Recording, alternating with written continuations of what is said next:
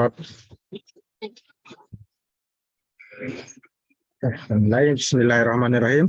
Assalamualaikum warahmatullahi wabarakatuh. Waalaikumsalam warahmatullahi wabarakatuh. Ya, salam sejahtera semuanya. Puji syukur yang pertama selalu kita ucapkan alhamdulillah pada pencipta alam semesta. Ini kenapa Reza batal kuning? Ada anak telepon masih kuliah.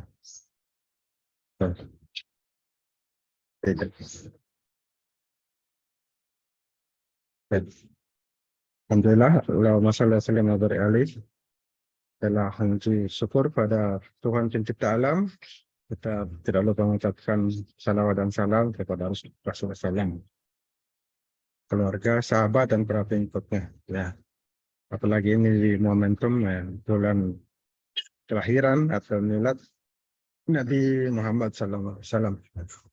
Mudah-mudahan kita semua mendapatkan berkah. Ya, pada kesempatan ini kita lanjutkan lagi kuliah kita pada perkuliahan kelima. Saya sharing yang ada kuliah, yang ada mengajar. Ya. Classroom. Materinya kita perkuliahan kelima. Ada di classroom. Ada materi ini dan tugas. Jadi karena akan ada acara pas kegiatan milad, dialog maulid, jadi diharapkan yang muslim ya bisa hadir, ya wajib hadir untuk mendapatkan materi pengembangan karakter.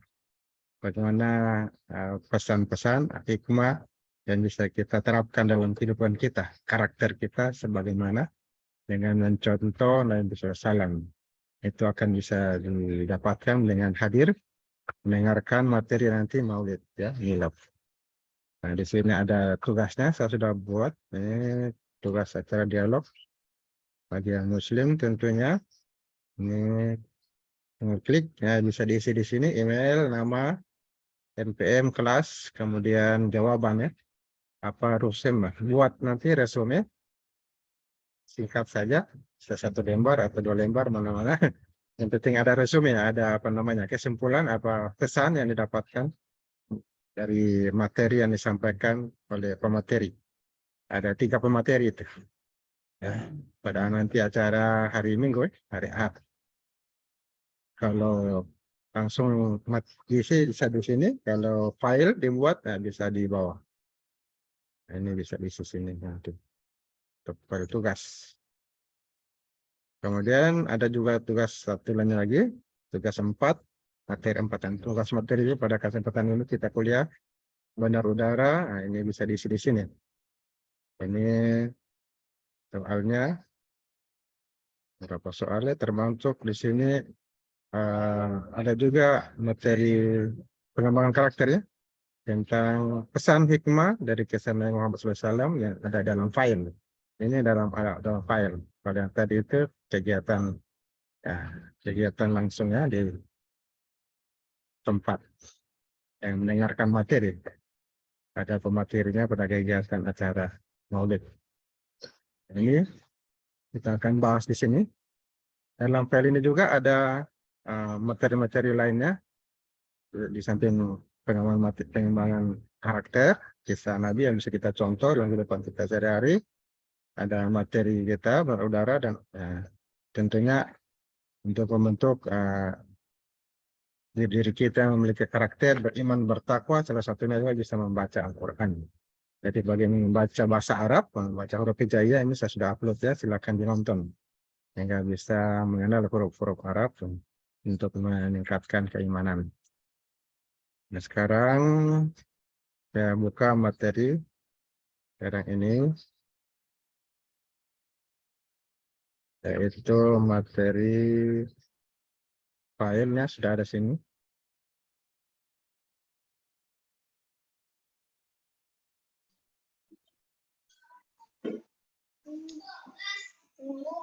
Di atasnya, di atas itu.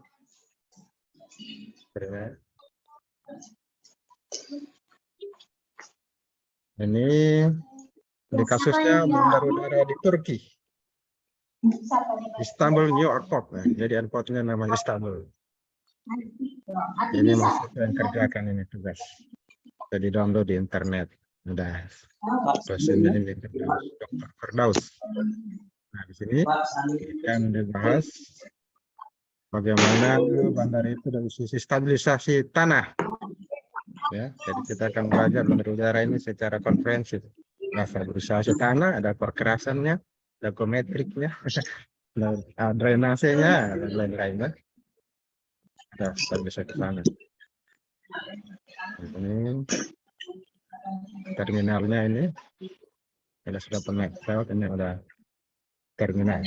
Tempat menunggu penumpang. Ini bangunan terminalnya. Jadi orang yang berangkat dan datang biasanya di sini berkumpul. Di Istanbul Airport City. Nah, ini pesawat terbang. Bisa dilihat di sini bagaimana bandaranya ini. Ini terbesar, tersibuk di dunia. Dia bisa mengumumkan di Asia, Afrika, Eropa. Terletak dari kota, jaraknya 35 km. Bandara ini mampu menampung 200 juta. Nah, luar biasa. 200 juta orang.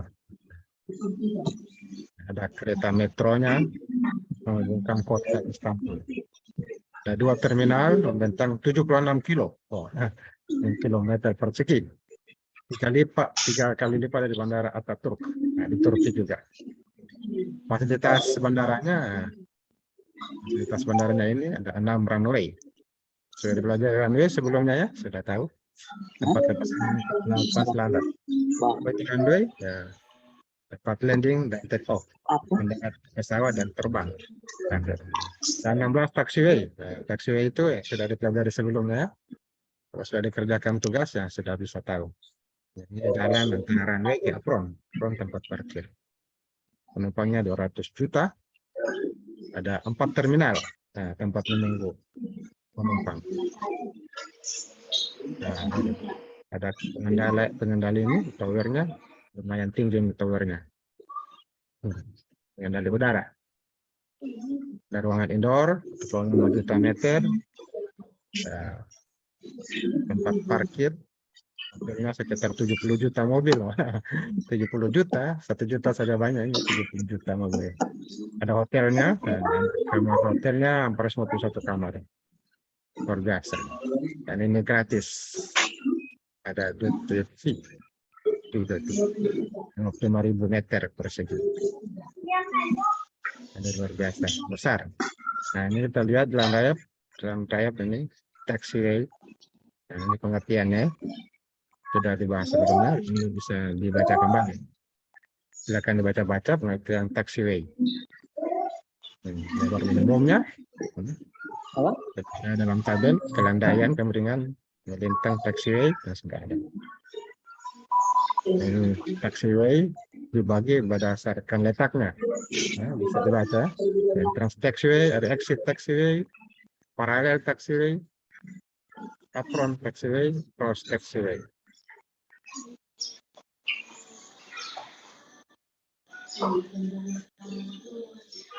Ini pelataran pesawat, apron. Ya.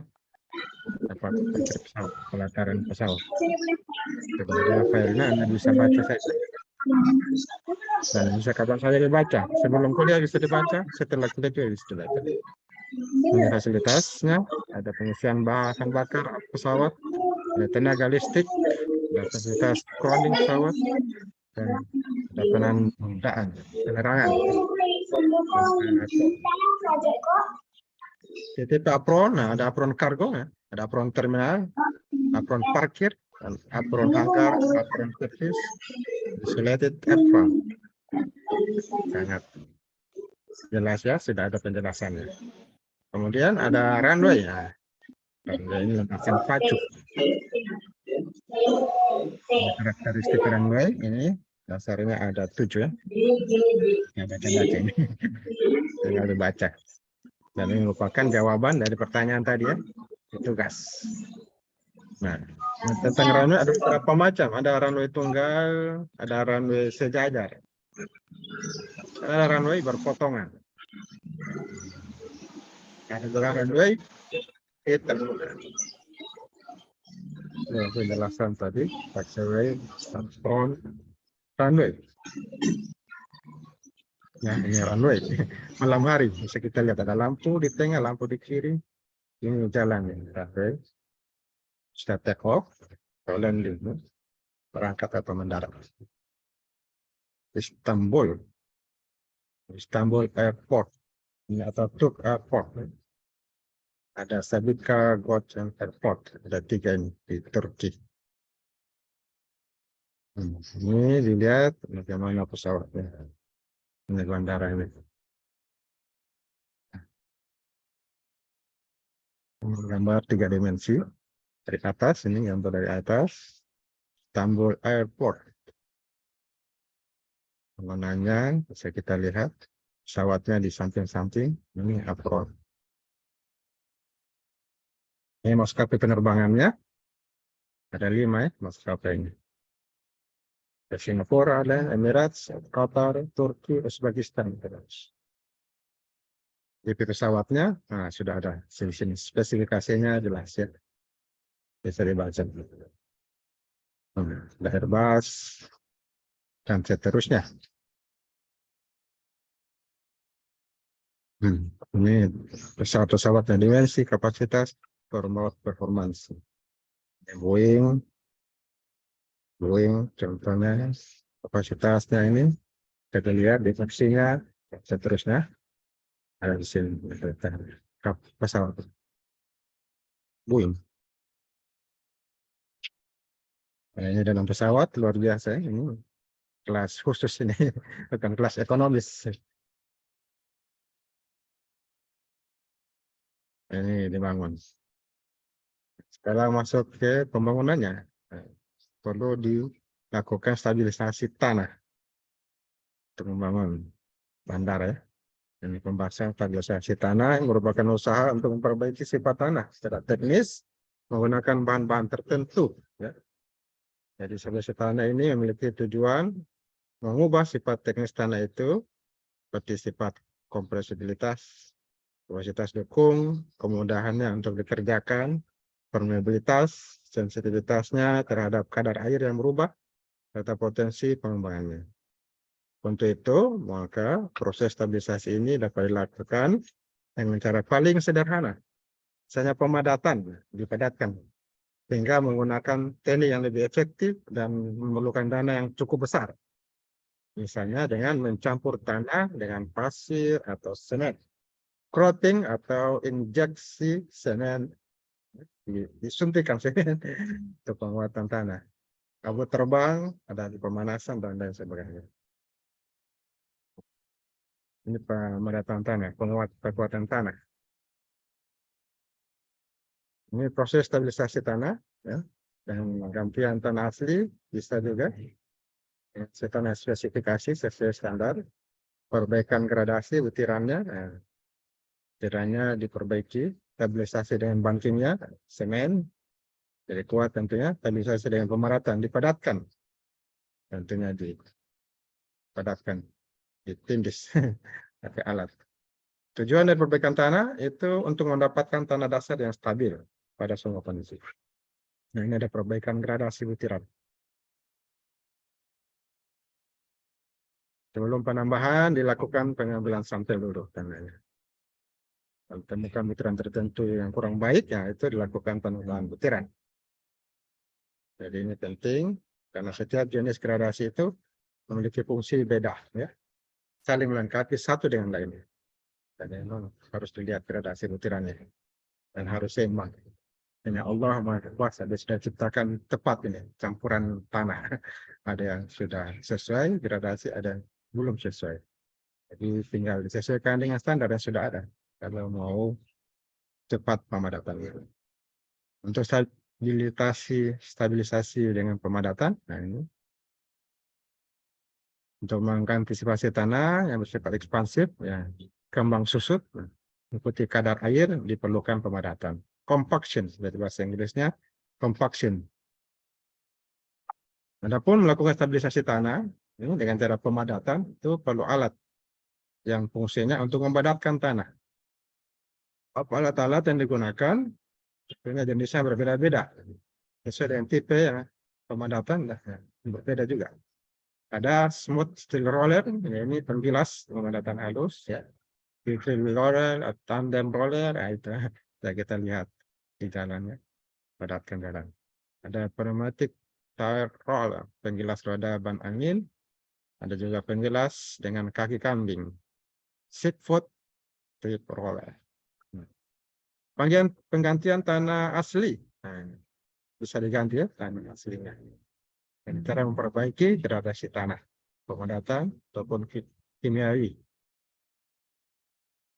Kemudian pengujian dilakukan di lab itu ada pengujian tanah asli, tanah saringan yang disaring tanahnya, atau saringan sekian ini akan masuk tanah agregat halus, agregat kasar, baru saringan. Nomor 4 misalnya dianalisa saringannya, disaring tanahnya. Ada batas-batas outerback, klasifikasi tanah, untuk jenis tanah apa, cairkah atau plastis dan sebagainya. Ada pembahasannya di materi mekanika tanah ini, khususnya klasifikasi tanah. Kemudian berat jenis, pemadatan, CBR, hidrometrik. Ya, kalau pernah praktek ya sudah pernah tahu. Kalau belum nanti praktek ya mekanika tanah akan diuji ini analisa saringan, batas outerback, berat jenis, keberatan, CBR, kemudian hidrometrik ini dilihat. Kemudian ini bisa kita lihat pemadatan dengan storm ini. Nah, ada pemadatan ini. Macam-macam stabilisasi ada secara mekanis dan dengan bahan tambahan nih.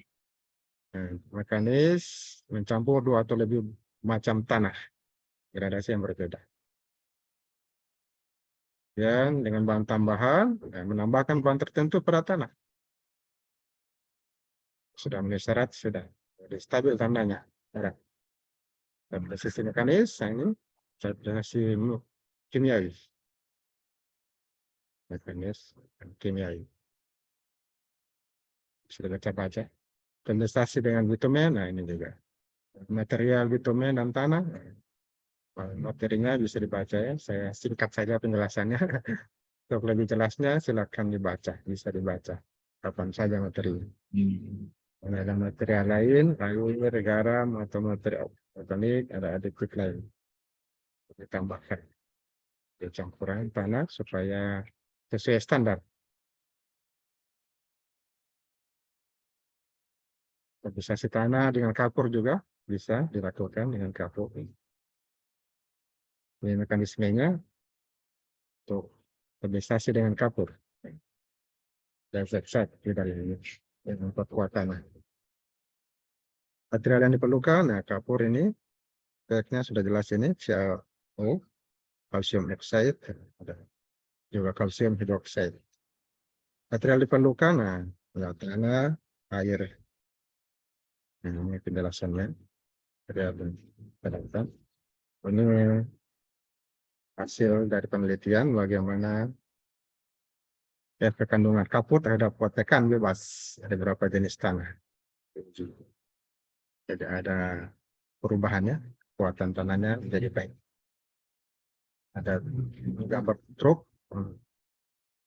mencampur kapur dengan tanah. Ini proses pemberian kapur. Kapurnya diturunkan ke tanah, diaduk tanah dengan kapur supaya kuat.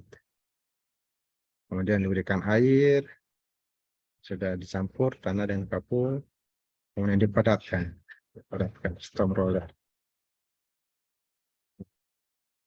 Jadi ini materi tentang pemadatan ya, stabilisasi tanah. Kegiatan stabilisasi tanah termasuk pemadatan di antaranya. Ada beberapa cara stabilisasi tanah.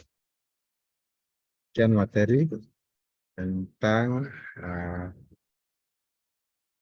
Saudara-saudara pada pertemuan kuliah ini berkaitan dengan pembahasan stabilisasi tanah. Jadi ada juga sedikit materi untuk pengembangan karakter ya, bagaimana kita mengambil pesan hikmah yang bisa kita aplikasikan dalam kehidupan kita. Nah, kita disambil di sini pelajaran dari kisah Nabi Muhammad Sallallahu Alaihi Wasallam. Ini kisah beliau yang hari ini, bulan ini, hari berawal diperingati umat Islam di seluruh kota ini, kota Dok, dan seluruh dunia juga memperingatinya. Kebanyakan di Indonesia, rata-rata memperingatinya. Jadi pada saat zaman beliau hidup, keadaan manusia waktu itu jahiliyah.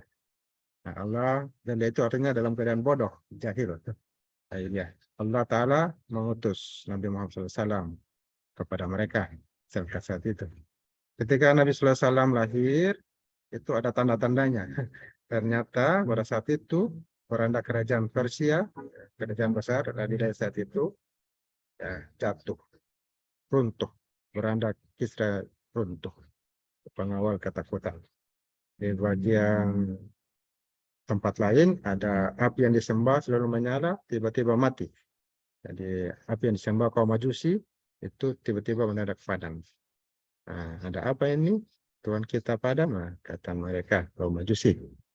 Nah, itu hari, itu Senin, hari itu 9 Rabiul Awal.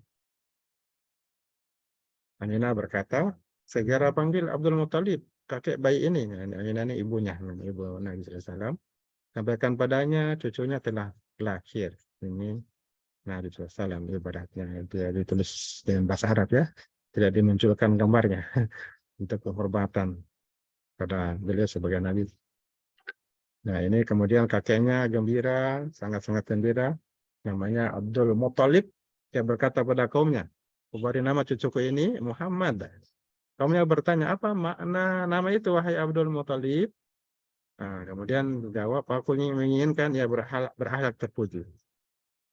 Nah, kemudian Muhammad SAW adalah keturunan dari Nabi Ismail. Dia keturunan Nabi Ismail SAW, leluhur dari bangsa Quraisy. Nah, ini kalau kita lihat, Muhammad SAW, dia keturunan dari Nabi Ismail AS. Ismail keturunan dari anaknya dari Nabi Ibrahim AS. Ada dua, Ishak dan Ismail. Ishak alaihissalam melahirkan Isa alaihissalam. Kita kenal Ismail, ini keturunannya ke Nabi Muhammad SAW. Kemudian Allah Ta'ala milih Halimah dari Bani Sa'ad ini sebagai ibu susunya. Semenjak bayi ini bersama kami, nah, katanya ini, tanaman menjadi subur karena bertambah banyak ya, kata Halimah. Luar biasa, berkah dengan adanya Nabi SAW, sisi mereka. Nah, mereka pelihara, berikan susu, ibu susunya ini Halimah. Kemudian setelah ayah, ibu dan kakeknya meninggal, Nabi Muhammad SAW diasuh oleh Abu Thalib, pamannya Abu Thalib meninggal. Contoh kubur saja ini. Ayahnya, kakeknya, ibunya meninggal. Ketika berusia 12 tahun, Muhammad SAW bertemu pendeta yang melihat tanda kenabian. Inilah Nabi akhir zaman, kata pendeta tersebut. Rahmat bagi seluruh alam. Pendetanya ini berpedoman pada kitab Injil dan dia mendapati syarat-syarat seorang Nabi. Sehingga kemudian dia bisa menyampaikan ini adalah Nabi. Nabi akhir zaman. Nabi Muhammad SAW seorang yang mandiri dan rajin bekerja. Ya. Rajin bekerja dia. Nabi Muhammad SAW menggembala kambing. Ya, kecil-kecil ya. Dia menggembala kambing. Kerjanya berdagang. Dia juga berdagang, berbisnis dengan jujur. Kemudian kaum Quraisy mengakui Nabi Muhammad SAW sebagai sosok yang amanah dan dapat dipercaya. Dikenal Al-Amin, dari istilahnya Al-Amin. Sebutannya Al-Amin, orang dapat dipercaya. Dia jujur, orangnya tidak pernah berbohong, selalu menepati janji. Ketika beliau berumur 40 tahun, saat berada di gua, ada gua namanya Gua Hira, Allah, Tuhan Pencipta alam, mengangkatnya menjadi rasul. Diutus malaikat Jibril alaihissalam menurunkan wahyu. Itulah yang disebut Al-Quran, surat Al-Alaq ya. Iqra bismi rabbikal ladzi khalaq 1-5. Malaikat Jibril alaihissalam mengajarkan surah Al-Alaq ayat 1-5. Dan Rasulullah SAW dengan tekun menyimak dan menirukannya. Rasulullah SAW berdakwah di kota Makkah selama 13 tahun. Ada Makkah 13 tahun, kemudian hijrah di Madinah 10 tahun, jadi 23 tahun. Berdakwah. Dalam perjuangan dakwah Rasulullah SAW, Allah Ta'ala memilihkan sahabat-sahabat yang membantunya dan menolongnya. Jadi memiliki teman-teman, kawan-kawan. Tidak hanya sendiri, tapi bersama-sama, berjamaah. Pada peristiwa Isra dan Mi'raj, Allah Ta'ala memperjalankan Rasulullah SAW dan memberikan perintah sholat lima waktu. Isra itu perjalanan dari Makkah ke Al-Aqsa, Masjid Palestina itu. Kemudian Mi'raj dari Masjid Palestina Al-Aqsa sampai ke Sidratul Muntaha. Ke langit 1, 2, 3, 4, bertemu Nabi Ishak, dan langit ke-4, 5, dan seterusnya. Sampai di Mi'raj bertemu dengan Allah langsung, pencipta alam semesta, dan mendapatkan perintah sholat lima waktu. Allah Ta'ala dan malaikat bersalawat memuji akhlak Rasulullah SAW dalam Al-Quran. Allah wa malaikatu yusholluna 'alan nabi. Bersalawat alladzina amanu shallu 'alaihi wa sallimu taslima. Kita diperintahkan bersalawat kepada Nabi SAW dan mengucapkan salam. Rasulullah SAW adalah uswatun hasanah, ingat, teladan yang paling baik. Ya, orang yang bisa menjadi teladan dalam bentuk karakter, itu adalah paling terbaik. Ini uswatun hasanah, teladan paling baik adalah Rasulullah Muhammad SAW. Nah, Allah SWT kemudian menangkan dakwah seruan Rasulullah SAW dengan Islam bisa tersebar sampai ke Indonesia, sampai ke luar bangga. Seluruh penjuru dunia ada Islam, di mana-mana ada Islam. Luar biasa. Nah, sebelum Allah SWT mewafatkan Rasulullah SAW pada usia 63 tahun, turun surah Al-Maidah, ini ayat yang ketiga. Al-yawma akmaltu lakum dinakum wa atmamtu 'alaikum ni'mati wa raditu lakumul Islam madina. Nah, ini sudah jelas di sini menunjukkan agama itu sempurna. Pada hari ini telah kusempurnakan untukmu agamamu, telah kucukupkan untuk nikmatku, dan telah kuridai Islam sebagai agama. Artinya Islam sebagai agama menunjukkan bahwasanya sudah waktunya selesai, sempurna semua ajaran yang diajarkan, diturunkan Allah pada Nabi SAW, Nabi sampaikan, maka waktunya beliau dipanggil, menghadap kembali pada pencipta alam semesta. Apa pesan dari hikmah dari kisah Nabi Muhammad SAW? Ya, diharapkan sini kita, mahasiswa, dosen, atau siapapun bisa memahami arti makna dari namanya. Karena nama Nabi Muhammad itu Ahmad, terpuji, ya. Maka sebaiknya kita, tiap orang memahami arti namanya. Namanya itu doa, nama itu doa. Jadi bisa membuat kita menjadi orang yang semangat hidup di dunia karena dapatkan doa. Mahasiswa sampai mengetahui mana namanya, bisa meniru akhlak bagaimana pribadi Rasulullah. Apa saja itu? Yaitu jujur, siddiq, jujur, dan suka berbohong. Kemudian kedua, amanah, bertanggung jawab, dapat dipercaya. Kemudian fatana, beliau ini cerdas, tekun, rajin belajar, ya. Teliti, ini fatana. Dan yang keempat, tablik, ya, menyampaikan kebenaran. Apa yang benar dia sampaikan, berbicara dengan baik, dan lembut, santun. Akhlak Rasulullah SAW ini adalah akhlak adalah Al-Quran. Jadi akhlak Rasulullah itu ada di Al-Quran. Jadi dijelaskan oleh istrinya sendiri, Aisyah radhiyallahu anha. Apa akhlak Rasulullah, ditanya sahabat. Nah, Aisyah radhiyallahu anha menjelaskan akhlak Al-Quran, akhlak Rasulullah SAW adalah Al-Quran. Ada yang mengetahui akhlak bagaimana pribadi yang berkarakter itu ada di Al-Quran. Makanya ada saya masukkan materi pelajaran pelajaran bahasa Al-Qurannya, bahasa Arab, nah itu untuk mengenal huruf-huruf hijaiyah bisa dipelajari untuk bisa membaca Al-Quran.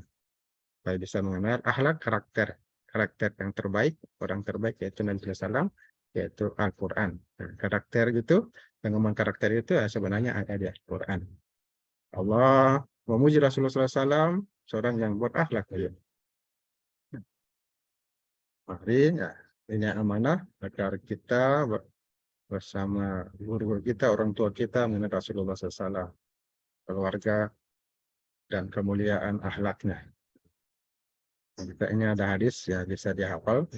Akmalul mu'minin imanan wa ahsanuhum khuluqa. Orang terbaik atau sebaik-baik kalian yang yaitu yang paling bagus akhlaknya, yang paling bagus karakternya, paling bagus wataknya, sifatnya.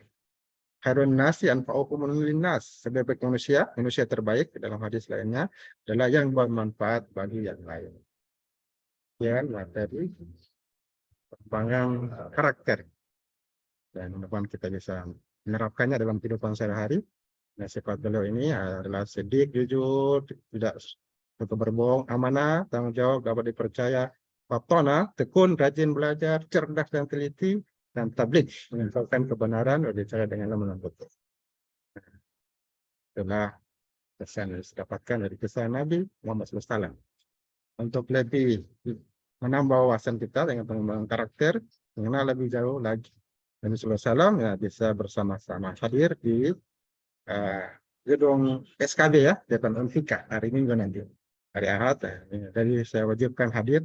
Nah, ini berkaitan dengan materi pengajaran. Ini pengembangan karakter. Di samping menguasai ilmu teknik, bandar udara misalnya juga ya, harus punya karakter yang baik ya. Ya, karakter yang baik. Nah, itu bisa didapatkan ya dengan mempelajari kisah para nabi. Di antara nabinya adalah Nabi SAW. Dan dengan hadir di kegiatan Maulid membahas tentang Nabi Shallallahu Alaihi Wasallam akan lebih banyak lagi didapatkan informasi bagaimana karakter yang baik, watak yang baik yang ada pada diri Rasulullah SAW sampaikan langsung oleh ahlinya, oleh pemateri, ada 3 pemateri diharapkan bisa hadir. Nanti di absen kehadirannya dan buat resume ada tugasnya itu. Nah, di sini sudah ada saya masukkan tugas bisa dikerjakan di sini. Ya, ini buat resume, pesan, hikmah, sampaikan materi pada acara dialog, maulid. Bisa jawab langsung, bisa dalam bentuk file, tinggal masukkan sini.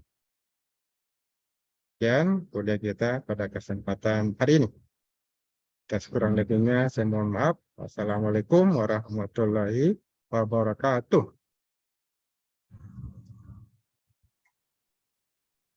Ada yang belum di absen?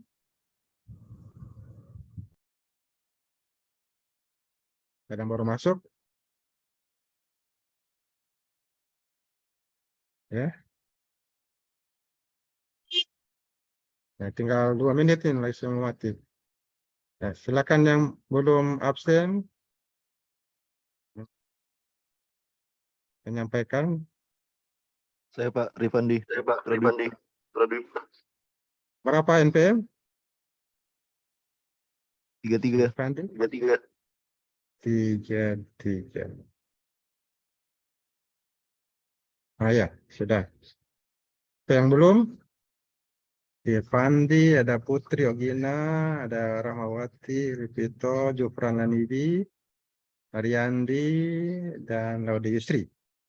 Jadi sudah, absen. Ya. Bagi yang muslim ya diwajibkan hadir, diharapkan hadir, akan diabsen juga, dan ada tugas. Jadi demikian kuliah kita pada kesempatan hari ini. Sampai ketemu lagi hari Ahad ya. Ya, demikian. Saya akhirnya mengucapkan Alhamdulillah, amin. Kurang lebihnya mohon maaf. Wassalamualaikum warahmatullahi wabarakatuh. Ulangi lagi kembali. Jadi tidak lama lagi ini mati. Biarkan mati sendiri nih. Atau ada yang mau tambahkan? Ada yang bertanya? Silakan.